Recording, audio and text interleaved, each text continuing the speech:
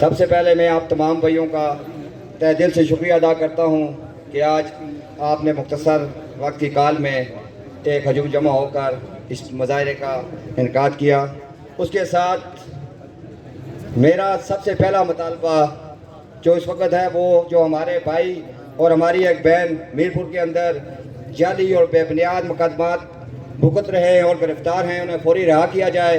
ہم ان جعلی اور بوکس ایف آئی آر کی بھرپور الفاظ میں مذمت کرتے ہیں۔ اور ساتھ آج میں ایک بات کہنا چاہتا ہوں کہ آپ کو ایک سب انسپیکٹر ہمارا جو شہید ہوا اس کے قاتلوں کے لیے آپ نے میرپور، پونچھ، راولا کوٹ ہر طرف چکر لگانا شروع کر دیے، اور بغیر تو ہمارے بھائی تو سر عام سامنے شہید ہوئے ہیں۔ ان کے قاتل کون ہیں؟ ان کے قاتلوں کو سامنے لایا جائے۔ جیسا کہ آپ کو پتا ہے کہ رینجرز واپس ہو گئی تھی، اسے واپس کس نے بلایا؟ ہمارے ان بچوں کو کس نے شہید کیا؟ میں ان دلیر ماں کو سلام پیش کرتا ہوں کہ جنہوں نے ایسے دلیر بیٹے پیدا کیے اور آج اس تاریخ کو ان کے خون سے رنگا۔ آپ وزیر اعظم اس کا مجرم ہے، ہمارا چیف سیکرٹری اس کا مجرم ہے، اسے سامنے لایا جائے، اسے گرفتار کیا جائے۔ آپ ایوانوں میں بیٹھ کے، اے سی روم میں بیٹھ کے ہمارے بھائیوں کو گرفتار کرتے ہیں، شرم آنی چاہیے آپ کو۔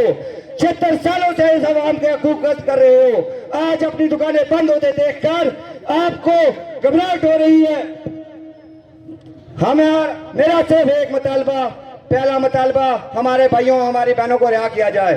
دوسرا مطالبہ ہمارے جو بھائی شہید ہوئے ہیں اس کے جرم میں اس وزیر اعظم، چیف سیکرٹری، آئی جی کو ملزم بنا کر ان کے خلاف پرچہ درج کیا جائے اور انہیں گرفتار کیا جائے۔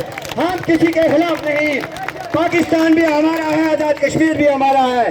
پاکستان آزاد کشمیر کی عوام کے حقوق دیتا رہا ہے۔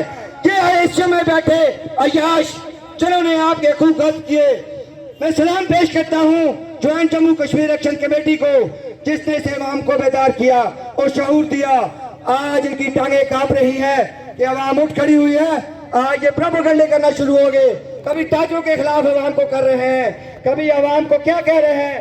آپ مجھے بتائیں، ہمارا آٹا سستا ہوا، ہماری بجلی سستی ہوئی، اس میں انہوں نے نئی نئی لسٹ جاری کر کے تاکہ عوام اور تاجروں کو آپس میں گھپلا ہو، یہ آپس میں لڑائی کریں اور ہم ایسیوں میں بیٹھ کے پھر ان کے خوب غصب کریں اور ان کو ہمیشہ کی طرح نیچے رکھ کے اپنے بچے، اپنے رشتہ داروں، عزیزوں کو ہم بیرون ملک تعلیم دیتے رہیں۔